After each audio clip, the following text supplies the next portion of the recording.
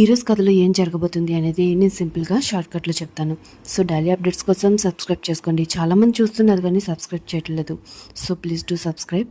రోహిణిని కొట్టడంతో తను చాలా బాధపడుతుంది కదా. సో మనోజ్ వచ్చి సారీ చెప్పకుండా తిరిగి తనని తిడుతూ ఉంటాడు. ఇక రోహిణికి కూడా చాలా కోపం వస్తుంది. ఇక ఇష్టం వచ్చినట్టు తను కూడా మాట్లాడుతుంది. మనోజ్ కూడా తనకి సారీ కూడా చెప్పడు. నువ్వు కూడా నన్ను అలా అనడం తప్పే అన్నట్టుగా మాట్లాడుతూ ఉంటాడు. సో రోహిణి ఇంకా చాలా ఫీల్ అవుతూ ఉంటుంది. నేనేం చేసినా నీకోసమే కట్ చేశాను, నువ్వు కనీసం సారీ కూడా చెప్పకుండా ఇలా మాట్లాడుతున్నావు, నన్ను సపోర్ట్ కూడా చేయలేదు, మీ అమ్మ నన్ను కొడుతూ ఉంటే నువ్వు అలా చూస్తూ ఉన్నావు అని రోహిణి అంటుంది.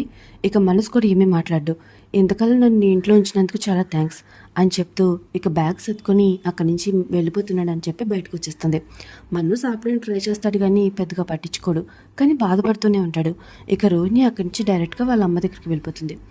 ఇక ప్రభావతి అయితే రూమ్లో ఏదో పని చేసుకుంటూ ఉంటే తన హస్బెండ్ వచ్చి తనని తిడతాడు. ఇంతకాలం రోహిణిని నెత్తి మీద పెట్టుకున్నావు, తను ఏదో తప్పు చేసింది అని చెప్పి తన మీద ఇలా చేసుకోవడం చాలా తప్పని తన హస్బెండ్ చెప్తే ఏం చేయమంటారు, నమ్మాను కదా అందుకే నన్ను ఇలా మోసం చేసింది, అయినా తప్పు చేసినప్పుడు శిక్షించాలి లేకపోతే ఇల్లు ఇలా ఉండదు అని ప్రభావతి అయితే చాలా కోపంగా మాట్లాడుతూ ఉంటుంది. ఇంతలో మనోజ్ వస్తాడు. రోహిణి ఇంటి నుంచి వెళ్ళిపోయిందని చెప్తాడు.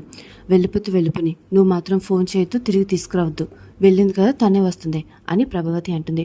బట్ వాళ్ళ నాన్న మాత్రం తిరిగి తీసుకురమ్మంటాడు. బట్ ప్రభావతి మాత్రం ఒప్పుకోదు. మనోజ్ కూడా వాళ్ళ అమ్మ మాట విని సరెంట్గా పక్కకి వెళ్ళిపోతాడు. ఇక రోహిణి అయితే డైరెక్ట్గా వాళ్ళ అమ్మ దగ్గరికి వెళ్తుంది కదా. వాళ్ళ అమ్మ వాళ్ళు పడుకుని చాలా ఏడుస్తూ ఉంటుంది. జరిగిందంతా చెప్తూ చాలా అవమానంగా ఉందని, అందరి ముందు తనని కొట్టిందని బాధపడుతూ ఉంటుంది. ఎప్పుడైతే నీ భర్త అసమర్థుడని నువ్వు అంటున్నావో అప్పుడే నువ్వు పాత్రలోకి పడిపోయావు. తప్పంతా చేసింది నువ్వే కదా, నువ్వు తప్పులు చేసి తనని కూడా ఇన్వాల్వ్ చేసావు. నువ్వు చేసిన ఒక్క తప్పు బయటపడితేనే అసలు రిజల్ట్ ఎలా ఉంది, అన్ని తప్పులు బయటపడితే అసలు నీ పరిస్థితి ఏంటో అర్థం కావట్లేదు, అయినా ఈ తప్పులు నువ్వు సర్దిద్దుకోవచ్చు అని వాళ్ళ అమ్మ మంచి మాటలు చెప్తూ ఉంటుంది. బట్ రోహిణికి మాత్రం ఎక్కదు. తనని మళ్ళీ తిడుతూ ఉంటుంది. నీకు ఓదార్పు కావాలంటే నీ ఫ్రెండ్ దగ్గరికి వెళ్ళు, నువ్వు ఏ తప్పులు చేసినా సరే చూస్తూ ఉంటుంది కదా, నీకు సపోర్ట్ చేస్తూ ఉంటుంది, కానీ నీకు మంచి మాటలు చెప్పాలన్నా నీకు కాపురం చెక్కబడాలన్నా మాత్రమే నేను నీకు పనికొస్తాను. అత్తారింటికి వెళ్ళు, మొత్తం అంతా సరి చేసుకో, నీ భర్త కావాలి, అత్తిల్లు కావాలి అంటే వెళ్ళు, లేదంటే ఇక్కడే ఉండు అని వాళ్ళ అమ్మ అంటుంది. లేదు నేను ఇక్కడ ఉండలేను, నేను నా హస్బెండ్ దగ్గరికి వెళ్తానని చెప్పి రోహిణి కాంప్రమైజ్ అయ్యి మళ్ళీ వాళ్ళ ఇంటికి వెళ్ళిపోతుంది. ఇక ఇంట్లోనేమో మీనా శృతి ఇద్దరు కూడా ఫోన్లో ఏదో రీల్ చూస్తూ చాలా నవ్వుకుంటూ ఉంటారు. అదే టైంలో ప్రభావతి వచ్చి ఇద్దరిని తిడుతూ ఉంటుంది. ఇంట్లో ఎంత జరిగింది కదా, మీరేమో ఇలా నవ్వుకుంటున్నారు అని చెప్పి ఇదే విషయం మీద వాళ్ళు గొడవ పడుతూ ఉంటారు. ఇంత రోహిణి వస్తుంది. సరే అయితే మీ కోడల్ని అడగండి అని మీనా అంటుంది. ఎక్కడుంది అని అనగానే గుమ్మం దగ్గరే ఉంది అని చెప్పేసి మీనా చెప్తుంది. రోహిణి లోపలికి వచ్చి నన్ను క్షమించండి అత్తయ్య అని అనగానే ఎందుకు క్షమాపణ అడుగుతున్నావు, నువ్వు చేసిన తప్పులుగా అని చెప్పి మళ్ళీ తిడుతుంది. ఇక రోహిణి ఏడ్చుకుంటూ రూమ్లోకి వెళ్తుంది. మనసు కూడా వెళ్దాం అనుకుంటే ఎక్కడికి వెళ్తున్నావు నువ్వు, ఇక్కడి నుంచి నాకు చెప్పకుండా నువ్వు తనతో మాట్లాడకూడదు, అసలు ఆ గదిలోనే ఉండకూడదు, అర్థమైందా అని వార్నింగ్ ఇచ్చి అక్కడి నుంచి ప్రభావతి వెళ్ళిపోతుంది. సరే అని చెప్పి మనసు కూడా పక్కకి వెళ్ళిపోతాడు. ఇక రోహిణి రూమ్లో కూర్చొని చాలా కోప్పడుతూ ఉంటుంది.